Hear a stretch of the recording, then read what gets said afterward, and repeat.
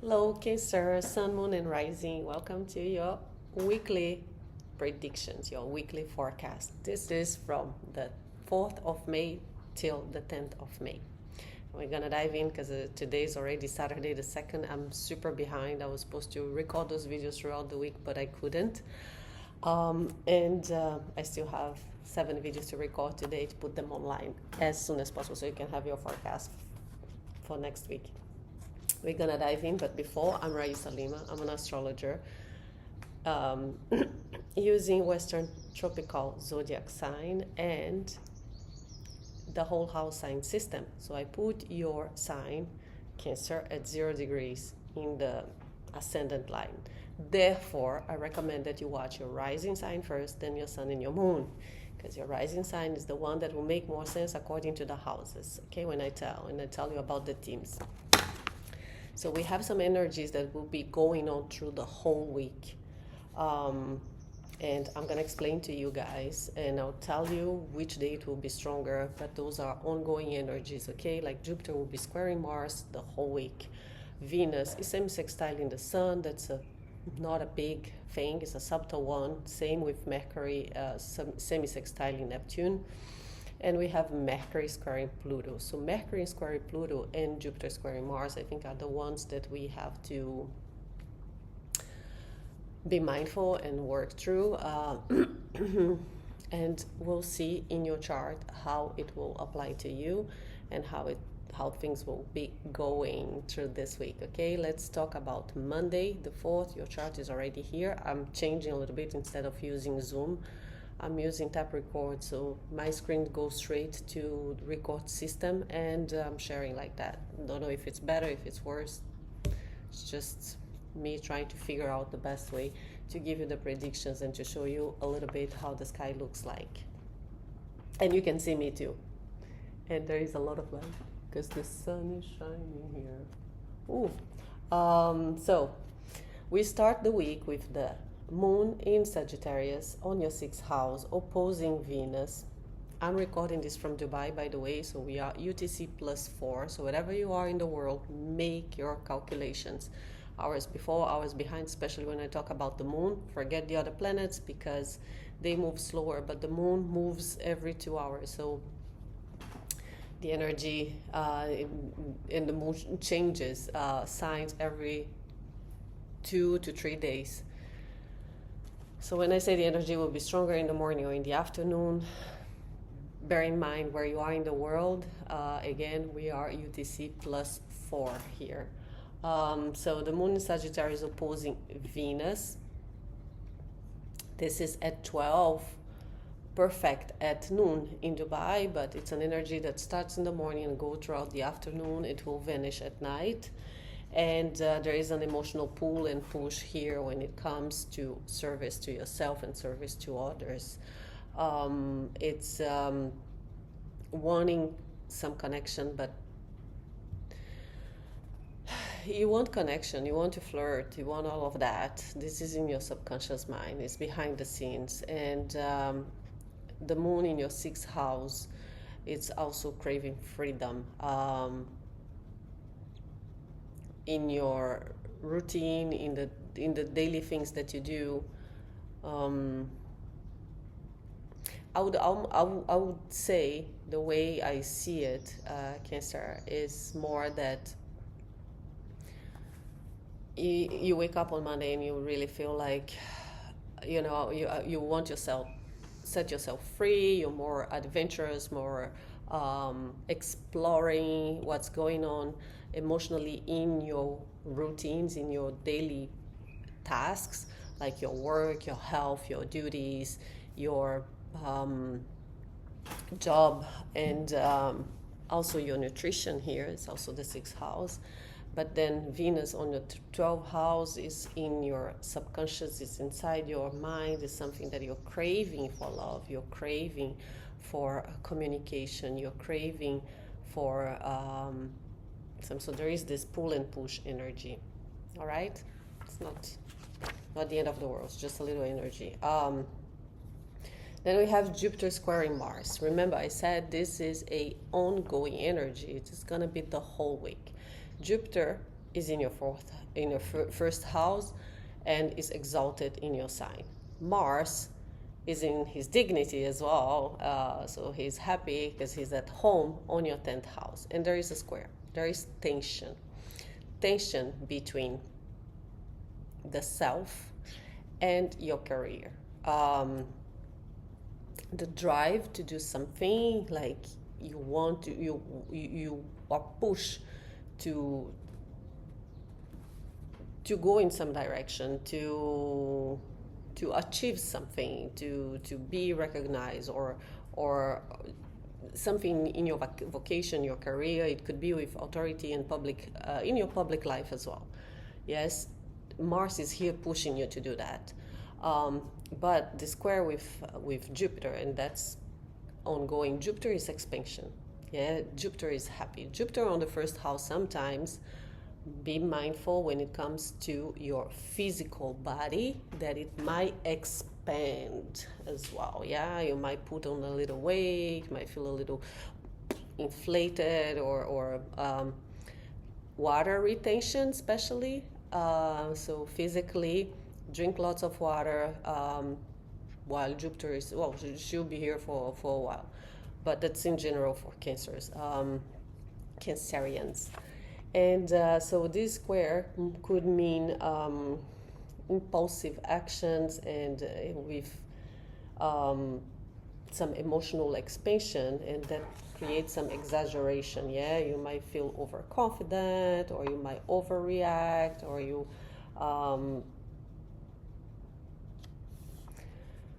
get some impulsiveness. Yeah. So I would say that's the whole week. As I said, it's going to be stronger on Tuesday. So just pause before reacting, right? Don't dramatize, don't overreact, don't make things bigger than what they really are. What else do we have on this day? Yeah, that's the main thing. Then we jump to Tuesday.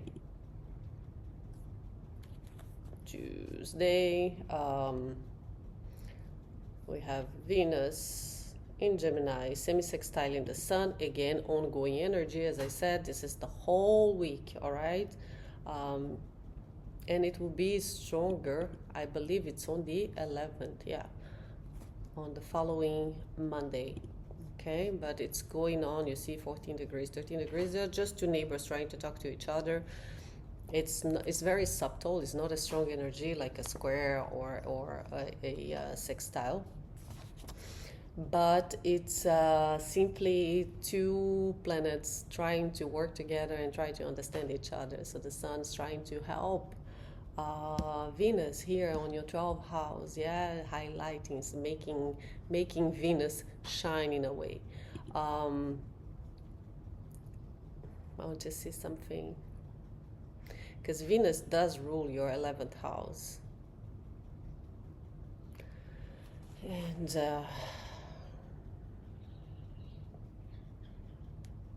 And your 4th house. So there is a highlight, or a push to be with your friends, community. You feel like social. Your 11th house, yeah, your connections, your group that you're involved, clubs, humanitarian ideals as well, and global awareness. So this is all being activated for you. And love at home as well, communication at home. Yeah, that's an ongoing energy for the whole week. You're being very social this week, I would say. Then Mercury with Neptune, we have Mercury, semi-sextile, same things. Yeah, two neighbors trying to getting to know each other. that's that's a very, how can I say, melodic speech. um, you can be talking very soft, and you can be, how do you say, when you like, there's like horse whispers, or when you have this power of speech, and then everything you say is so beautiful, is so dreamy. uh, but what's real, what's not, Neptune does dissolve, and Neptune is illusions and disillusions as well. And he's in your house of career, remember? So he might dissolve some thoughts or that you had regarding your vocation, your career, what you're doing, your path in life. So he might be acting on your mind and could be blurring the lines, or could be dissolving something that is no longer true. It's like you need to see what's real now, especially that we also have Mercury at the same time is also squaring Pluto. Yeah, Pluto will go retrograde on Thursday. This energy is going on the whole week, and it will be stronger on Wednesday. And that's you're mixing intuition with assumptions and imagining scenarios that could be the kind of, and it goes very deep, um, over analyzing things, or the what you say gets very, very intense and very deep. Your words may hurt people, although they seem very melodic. It's like saying fuck you, and saying, you know what,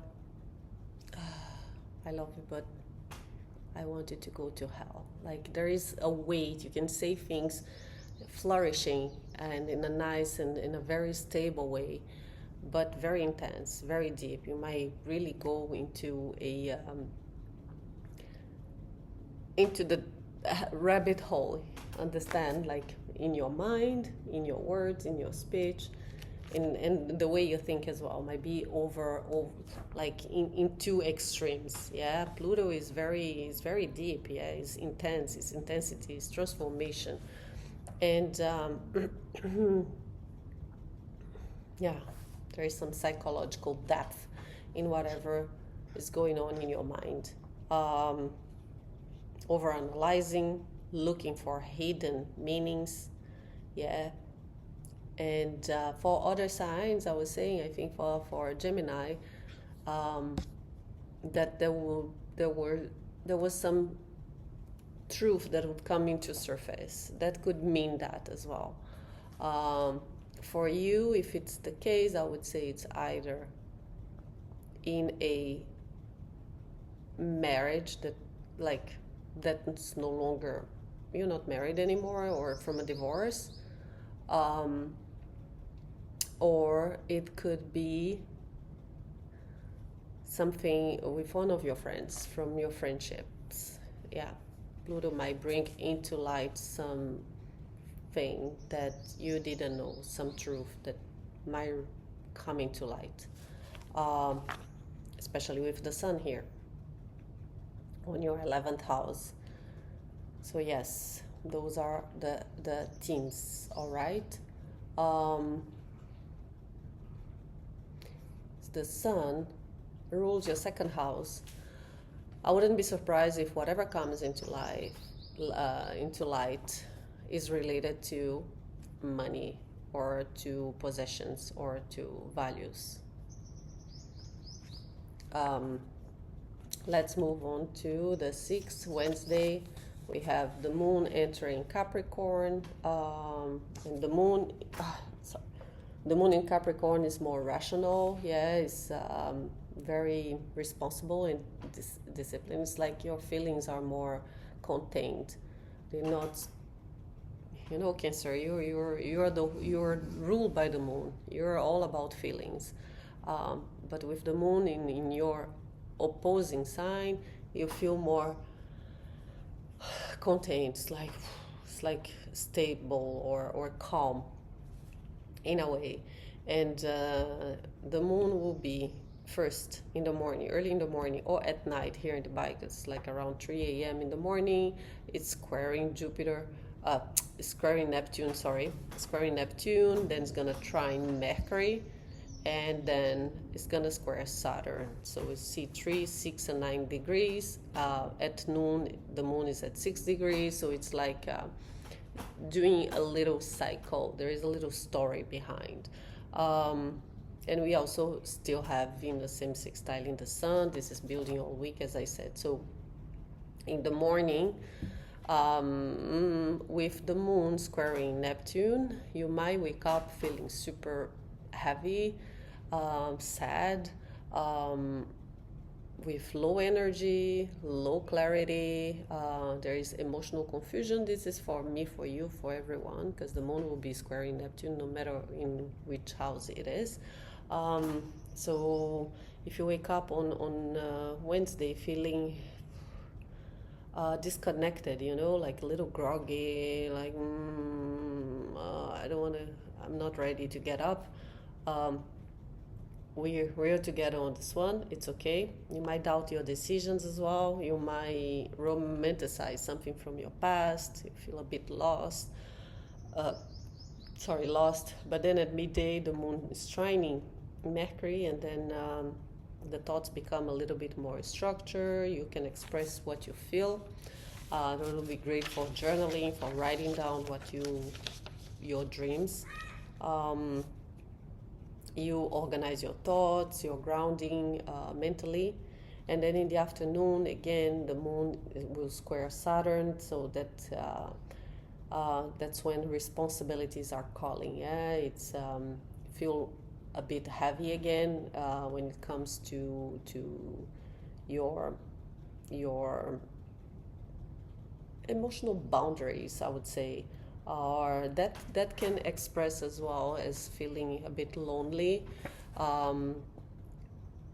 feeling some emotional distance, feeling too responsible when it comes to work, to career, to your public life, feeling like as if you're holding too much, or that could also be a disalignment between you and some authority figure at work, your boss, your colleague, your superior, or that could be something that it's if you got to have a conversation, avoid conversation on Wednesday with anyone, if you can. So that's what we have for Wednesday. Thursday, let's go to Thursday the 7th. The moon still in Capricorn is trining the sun in Taurus. Then it's opposing Jupiter, and then square Mars. Same, there's a little story here. You feel like you start the day like you got everything under control, but something's pushing you. So the morning starts very strong. You're grounded, you're focused, you're emotionally stable, and you know what you're doing. Yeah, sun is shining and everything's fine. You might call some friends, you might meet up with them, have breakfast or whatever. Everything's fine, and then by midday the emotions are expanding. Yes, with Jupiter again, so it might be overthinking, overreacting, overgiving, overpromising. So then it comes the trigger. Then the moon squaring Mars brings some impatience, irritation, some emotional reactions as well at work, in your career or something. So you go from calm to I'm done in 2 seconds. Yeah. So you start the day quite stable, then there is a bit of overthinking, overreacting, Like your emotions get too big and then you explode. Yeah, so it's like building up. You're fine, and then whoa, and then you lash it out. That's the type of energy. Once you know that, the good thing about astrology is that I'll tell you how are the energies for the day, and it's up to you to balance it out, to understand. I'm feeling this. It's okay. It's not me. It's just blame on the planets and try to get the balance. Yeah, that's the beauty of it. So moving to Friday. Friday the 8th, we have some breakthroughs and detachment here. Now the moon enter Aquarius. The moon in Aquarius is very detached, emotionally, it's like you are observing from outside your body. And it will trine Uranus in Gemini, sextile Neptune in Aries, and conjunct Pluto in Aquarius. And by the way, Pluto is going retrograde on this day. So let's talk about it. It's a day that feels like you can see things clear. Yeah, I can see clearly now, the rain is gone. Because Aquarius is detached. Aquarius is the future. Aquarius is the collective. Yeah, is the community. So when the moon, we start the day with the moon trining Jupiter, bringing some surprises, some unexpected events in your emotions. So you, especially you have for you for Cancer, because Uranus is on your 12th house and the moon is on your 8th house, and the 8th house is the house of the of transformation. Yeah, it's depth interactions, it's growth and change, it's psychology. The 12th house is the house of the subconscious mind. So both those houses are very much into your inner world, what's going on inside of you. So it's like you get this aha moments, this Tower card from Tarot, showing you what you couldn't see before. It's like a moment of clarity, like poof, oh wow.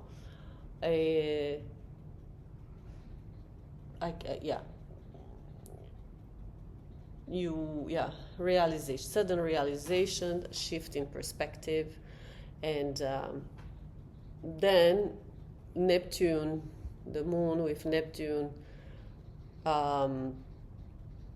will soften it as well. So you just don't detach. You understand there is a bit of compassion and a lot of intuition here. So believe, trust your gut. Yes, because that's deeper emotional awareness. And then we have Pluto. The moon conjuncting Pluto. Now Pluto is retrograde. As I said, when the planet goes retrograde, the energy goes from outwards to inwards.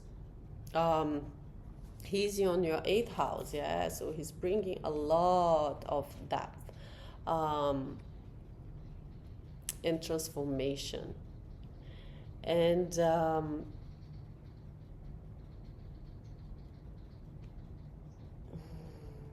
it's almost as you can see through things now. Yeah, it's powerful. It's a powerful clarity. It's a very intense or deep awareness of what's going on. Let's move to Saturday. Saturday we have the moon still in Aquarius. Now it's semi-sextiling Saturn in Aries. That's going to be in the morning. Then square Mercury in Taurus at noon. And we'll try in Venus in Gemini in the evening around midnight. That's another story. So in the morning, you're calm, you're under control. The moon sextiling here. Saturn, yeah, you bring some emotional clarity, boundaries, emotional stability, clear boundaries, practical mindset. It's really good for making decisions, for doing things properly. All right. Then at midday, again, talking from Dubai, at midday, there is a bit of a glitch here with the moon squaring the sun. The sun will be at night, stronger at night throughout the day. Yeah, and first Mercury, so there is some miscommunication, overthinking again, or saying things that doesn't come out the right way. Yeah, and then, as I said, late at night, I'll do the trine with Venus, soften the things a little bit. So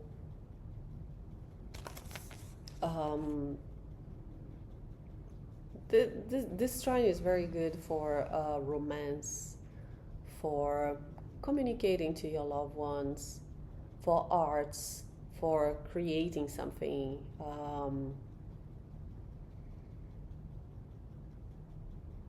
Yeah. Okay, so just be mindful. Yeah, the morning, use the morning for anything that is important, and be mindful how you communicate around noon, and let everything soften out. And not every misunderstanding needs to become a problem. Okay. Then let's move to Sunday, the 10th. Now on Sunday, the Sun in Taurus sextiling Jupiter in Cancer. Okay, that's also an energy that's going on a little bit, and it's building to perfect. If I'm not mistaken, the next day is it? Yeah, 11th, which we're gonna talk to it on the next week. But you can feel that on Sunday already, and it's when things are finally flowing. It's very supportive, by the way, this aspect, and it's when opportunities open naturally. Again, the Sun rules your second house, so good big luck when it comes to money, values, possessions. Play the lottery, and we have on this day as well what I call a degree activation. So there are a lot of planets between 19. The Sun is at 19, Venus at 19, Jupiter at 20, between 19 and 24, Mars at 23, the Moon at 24, until noon is between 20 and 24, which means all those planets are aligned and talking to each other, and that brings synchronicities and meaningful interactions, things that are meant to happen. It's very nice, because you have, the Sun, which is our life force, you have Venus, the planet of love, Jupiter, the planet of expansion and good luck, and Mars, your drive, all talking to each other, and the Moon, your emotions, in Aquarius. So Sunday really feels like a day that is opening up to opportunities, and you need to trust the flow, okay, and allow things to come to you. Is a day to receive, to give as well, but to receive. Enjoy this day. Wait, I need to pause it.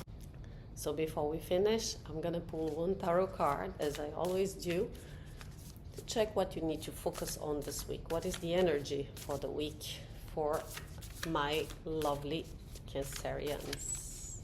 Cancer. What is the energy for the week? Oops.